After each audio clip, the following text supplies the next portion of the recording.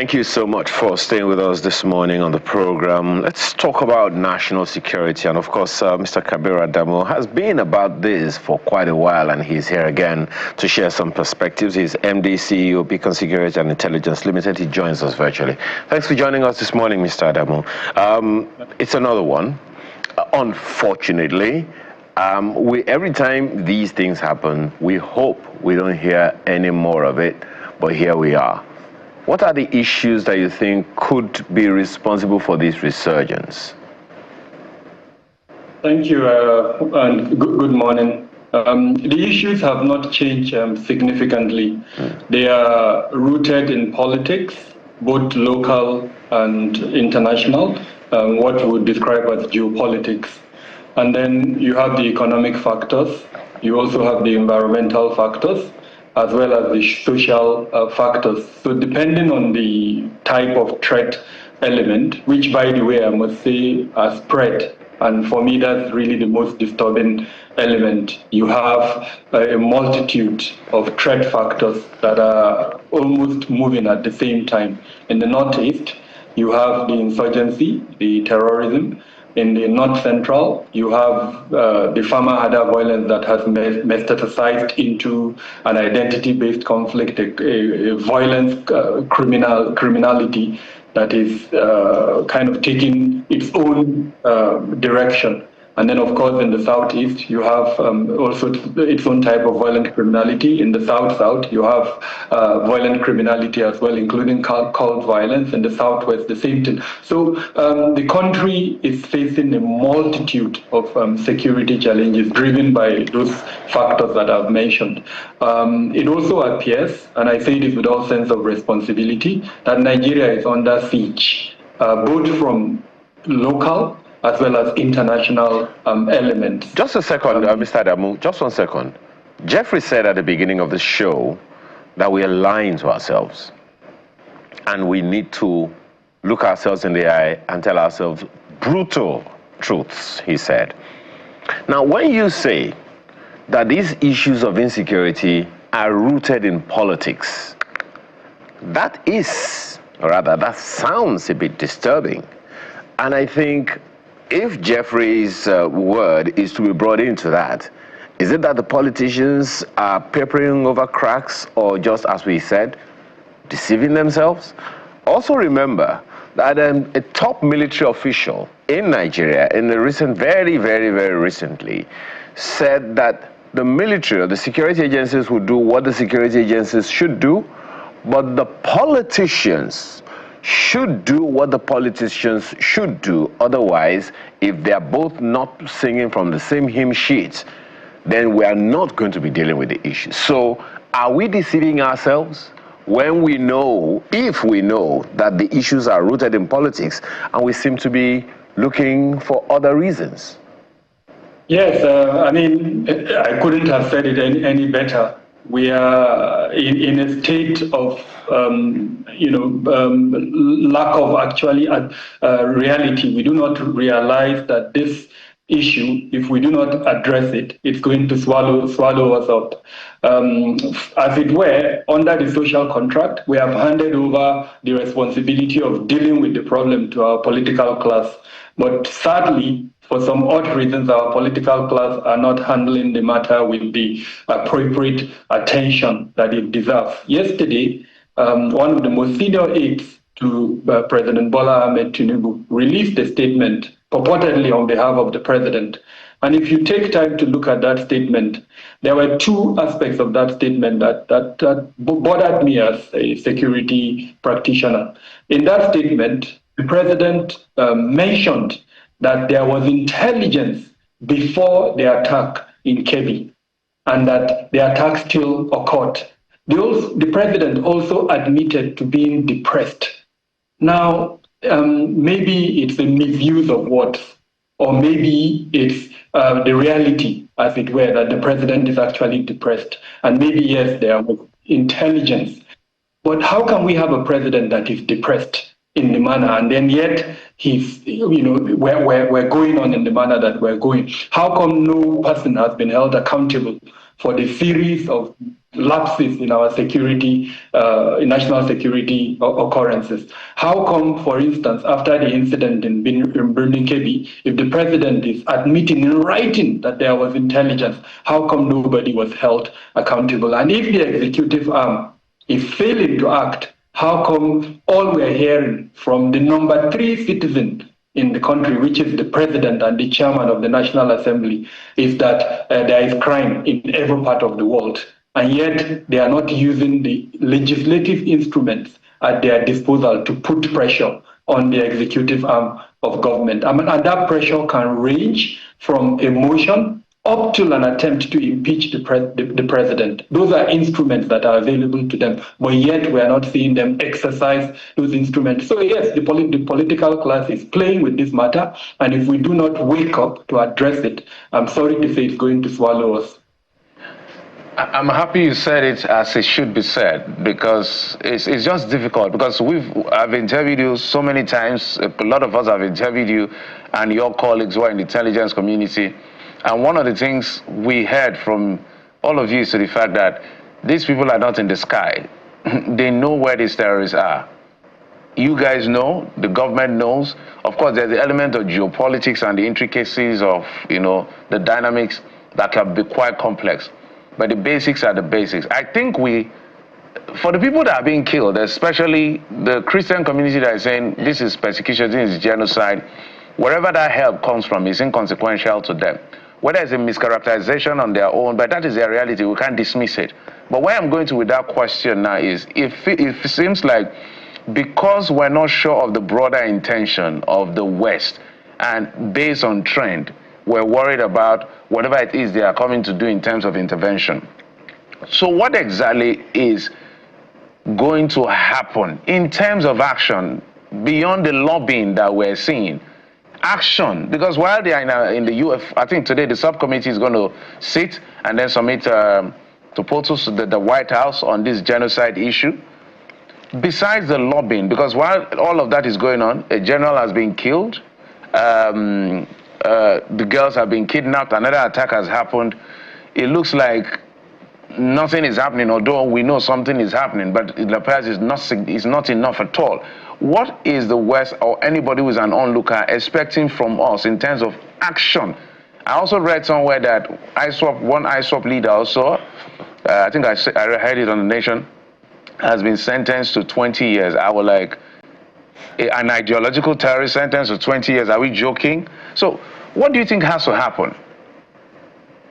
In simple terms, a roadmap that identifies in very clear terms how this security challenge is going to be addressed. Anything short of that will not be acceptable to the United States of America. And for me, the litmus test of the efficacy of the visit by the federal government delegation is whether they would be allowed to, into the hearing that the Congress is holding today on Resolution 860. If they are not allowed into that hearing, then honestly, it's a waste of government resources, taxpayers' money that they're in the U.S. Because, I mean, what's the point of going if they cannot even attend a congressional hearing on the same issue that has taken them there? So we wait to see. Luckily, the U.S. is behind us in time, and so probably in the next few hours, we'll be able to see whether that delegation will be allowed into the Congress to now give their own version and their own perspective. Sadly, I'm not expecting much, Jeffrey, in the sense that, number one, our National Security Council has not held.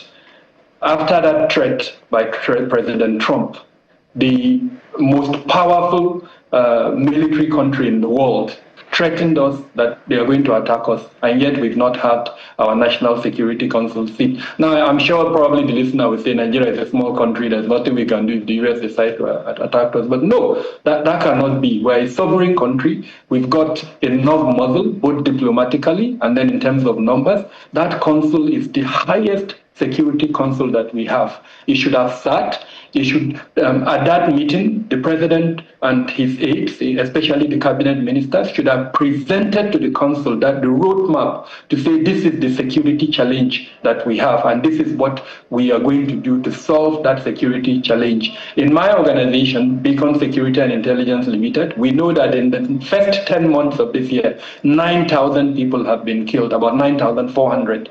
That roadmap should be able to show clearly that in the next 2-3 months, those numbers are going to be reduced. At the moment, we're having an average of about 600 to 700 people killed every month. That roadmap should show how that number should be reduced and eventually completely eliminated. I know that's utopian to think that killings will stop in the country. It's utopian, so I'm not even going there. We can reduce it to an acceptable minimum. I mean, I know most people will not want to hear this, but that's the reality. I'm not in that utopian realism where I would say we'll eliminate it. But that roadmap should be able to show a reduction that is acceptable. That acceptable reduction should be in the realm of about 100 or thereabout. Now, anything short of this, we're just kidding around. And sadly, like I said, the National Security Council has not met.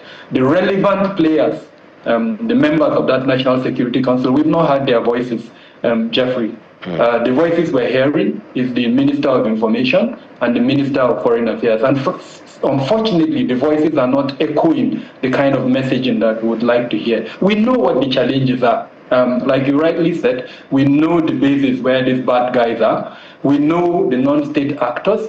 We know who is driving them. We have enough agencies in this country. Anyone who is kidding himself, we have up to 42 agencies, ministries, departments, and agencies in government to address this challenge. Now, that roadmap should present a mind map of that 42, showing clearly where we are, and then the destination to take us to a point that is acceptable to us as Nigerians. And let's not forget that we're under the, as it were, the searchlight of the world. The biggest military power in the world has cast a searchlight on us. Now, irrespective of the objective of that searchlight, what we need to do as a country is to make sure we channel our resources to a point where we're able to manage the security challenge. Unfortunately, those ingredients for managing the security challenge are not being harnessed in the manner that they should. Like I said, the National Security Council, our intelligence community, name them. Yes, there is a committee that has been set up by the federal government. A delegation of that committee is in the US, but those are not the constitutional platforms that have been provided for managing national security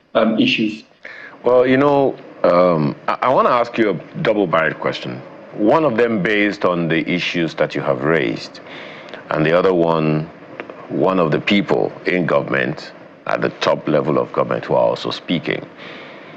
From what you said, how much of what we're talking about concerning this insecurity is politics, and how much of it is really insecurity issues? How much is politics? If there is anything about it that needs to be addressed politically, either by the president or the governors or the various localities, it'll be good to hear you say it. The second thing is second question that I'd like to ask you is the statement credited to the secretary to the government of the Federation, where he says recent pronouncements from the United States have inadvertently emboldened opportunistic violent groups seeking to exploit international narratives and make bold statements by attacking soft targets. Do you agree? The first part of the question, how much is politics? Politics is a driver as well as also an enabler. Politicians have weaponized insecurity to achieve political objectives. There is enough facts to support this.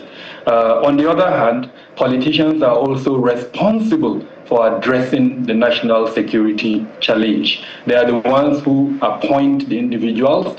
As an example, the president will appoint most of the individuals that are heading the about 42 agencies that are involved in national security, the ministers, the heads of the MDAs, and the others. And then, of course, the National Assembly would most likely confirm those appointments. And then beyond that, the measurement of their performance is also handled by politicians, political appointees, most times. So invariably, the responsibility for either holding them accountable or for even managing them lies with the politicians. And at the moment, what we're seeing is, like I said, on the one hand, the politicians weaponizing violence, weaponizing insecurity to achieve political objectives. On the one hand, you have the ruling party trying to show progress. We've seen different statements coming out from various appointees saying that there has been progress or lack of it, when the reality, unfortunately, is the opposite. And then on the other hand, you have the opposition politicians, and sometimes even politicians within the ruling party who would want to show the absence of progress in order to achieve a political objective. There is also enough evidence, and I say this with all sense of responsibility, of instances where the same politicians trigger occurrences, security occurrences, in order to achieve a political objective. So again, they are enablers, and they are also drivers. And like I said, they also have the responsibility for sanctioning and holding to accountable the officials. And where they fail to do that, which is where we are at the moment, lapses have occurred, and the politicians are failing to hold the appointees accountable. If the president can admit in writing that there was intelligence before the incident in Kebbi, the logical thing to have done was to hold whoever was shared that intelligence with, and that person failed to act responsible. We haven't seen that yet. And the other side of it is we haven't seen the National Assembly also acting in the manner to say, okay, executive, you've not done X, Y, Z. This is our own legislative instrument for holding you accountable. A failure from all sides. At the level of the governors, we're also seeing massive failures. And I say this because I've traveled to almost all the states. I've looked at the kind of structures that they have for managing security. And most of them, honestly, apart from probably Lagos State, there is none that I would say has what can pass as a effective public security system in place. Most times what they do is to give money to the federal security agencies, sometimes buy vehicles, appoint individuals as either commissioners or special advisors on security, and it stops there. That marriage between personnel, technology, and systems, where we're not seeing it at the state level, in spite of the huge money that they've been getting for security over the years.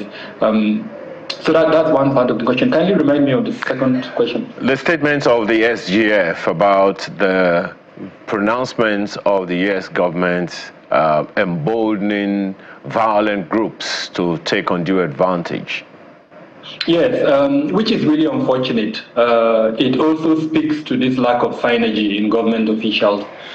We have sent a delegation to the US to go and sit with the United States. And then on the one hand, you have a very senior ranking official now saying that the US is responsible for triggering security occurrences. Now that may be true. Opportunistic, criminals, groups may have taken advantage of that to, show, or perhaps even is being instigated to support the narrative. That does not matter. What is important is a sort of synergy of efforts. If we are engaging with a partner, should we also at the same time be accusing that partner of inciting violence? What would that mean in terms of how the partner would respond to us? Because let's not forget, the United States is an ally in Nigeria. Our diplomatic relations at the moment is extremely solid, even though, yes, there is that spat. But they have representation here. We have representation in the US at various levels. There is a binational commission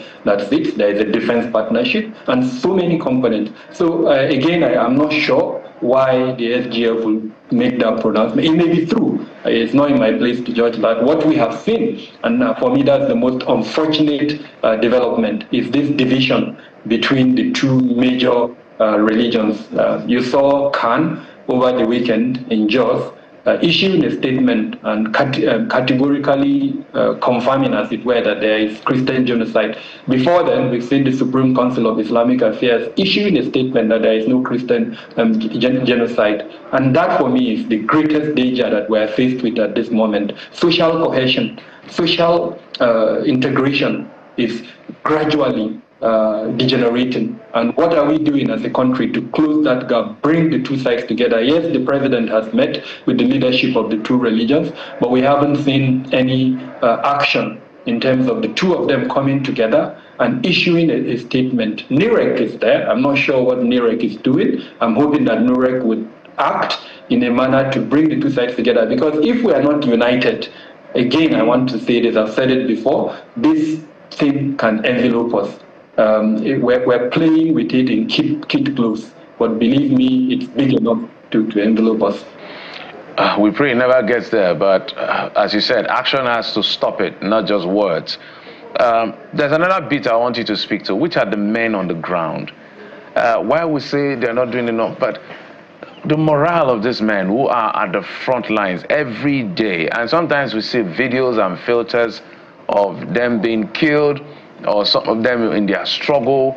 Some of them have not seen their families for months and maybe years, and all of this. I want you to speak to that bit, because it looks like the men in the office, I don't know, maybe they don't understand, or they may understand, they had their own time of those processes. What can we do collectively to help boost the morale of our soldiers who are constantly at the front lines to ensure this doesn't swallow us? That's on one hand. The other hand, the president made an appeal that community support is required. But are you seeing enough from government for any community to collaborate with government in the first place?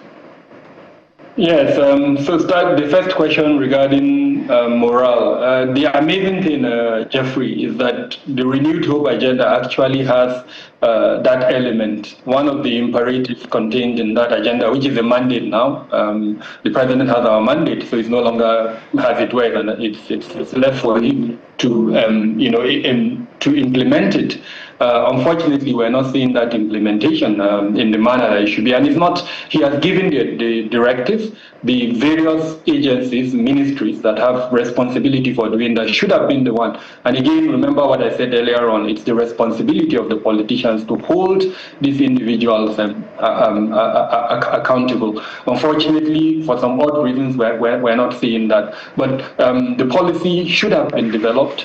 A lot is being done. If you look at the various security agencies, the police is doing a lot in terms of the welfare of its personnel, their housing, name them, are being attended to. The military is all doing that. But that holistic approach, rotation that you identified, rotation of personnel, is significant. You cannot keep personnel in a theater of war for sometimes 4 years, 5 years. It affects their mindset. The killing of the general, Brigadier General Uba, in Borno State, that's something that would hugely affect their morale. What are we doing as a country to ensure that these things are managed in a manner that reduces the effect on those personnel? Unfortunately, we're not doing enough. We need to do more. And again, I want to say this is a responsibility for both the executive arm as well as the National Assembly. They are the ones who are they pass the budget, they make sure that through their oversight functions, that actions and activities are being followed in the manner that they are contained in the budget. So these two arms must improve in terms of how they are holding accountable the various players within the security sector. At the moment, the morale of our troops is extremely low, and we cannot win a war with this very low morale of our troops. And this cuts across all the security agencies.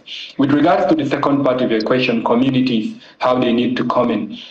Consistently, one of the factors that emerges when one is reviewing reports from our security agencies is the lack of acceptance by our communities. And the simple reason why we're failing to have that acceptance is because the ethos of our security function does not show to our communities that they're there to protect them. If the communities feel that our security agencies are there to protect them, then they will support us the more. I was listening to a senator, actually on your station, being interviewed by one of your colleagues yesterday, and he told in very clear terms how he feels disappointed. He feels he has failed his community because the promise he made to them when he was campaigning is to provide security for them. Now bandits have gone, they have abducted their kids, 25 of them.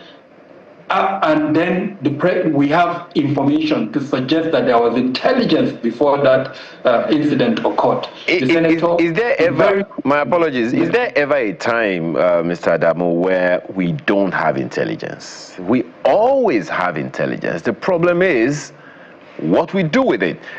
Do you also agree with those who say, for instance, that sometimes governors, I mean, which you spoke to earlier, get filtered intelligence and consequently they act, the sense of urgency they have about the insecurity issue is based on how serious or how trivial the filtered intelligence the governor gets is. Is it true that governors get intelligence that is filtered so that it's not looking too serious to them? So the strength of a political office holder, and this comes from the federal down to the subnational, is determined by his ability to influence communities within his domain. So he would have to have early warning signals. He would have individuals who kind of report to him. So yes, he does get intelligence.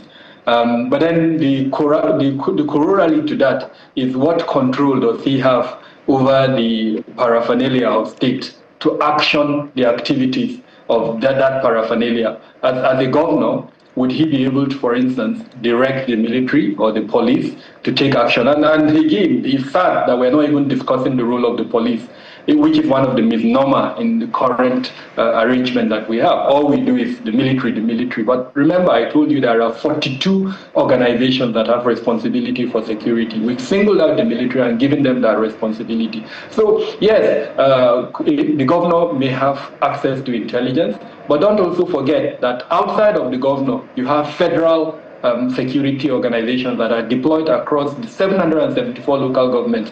Just to give you an example, the SSS, they would have a personnel in at least all the 774 local governments, even if they don't have in all the wards, but he would have collection capabilities within those wards, and you'll be able to get intelligence. So there are different levels. There are traditional rulers, there are market women, there's the media, there are players like us in the private sector, multitude, layers of intelligence that are available to the government. So I agree that it's not an absence of intelligence. Yeah. The concept that comes to my mind is political expedience. Perhaps the issue here, politically expedient. Yeah, perhaps the issue here, Mr. Adam, one of the issues here is that collaboration, whether or not it is happening among the security agencies, I guess one will have to tell, because recent face-off, suggests some conversations need to be had that are serious. But let's go to some data. Earlier, Jeffrey and I were bantering about the fact that, on the one hand, from available analysis, about 61% of all abductions over the past 10 years, particularly from schools, 61% of them are female. You are into the data space, so you may want to help us on that. The second thing is that most of the insecurity issues, particularly that have to do with abductions in schools, took place more in the north, in the northern part of the country, than the southern part. Is there any agenda being played out from these, peripheral observations? So to the first part, we haven't as yet disaggregated the data to determine the gender that is most affected. But yes, from just a surface kind of overview, it would seem to me that most of the victims, the targeted schools, are female schools. And part of the reason, I think the threat actors are banking on the cultural factors around females. Sentiments are higher if it's females. they're able to get. Don't forget that part of the reason why they do this is to get international attention, to also raise their profile.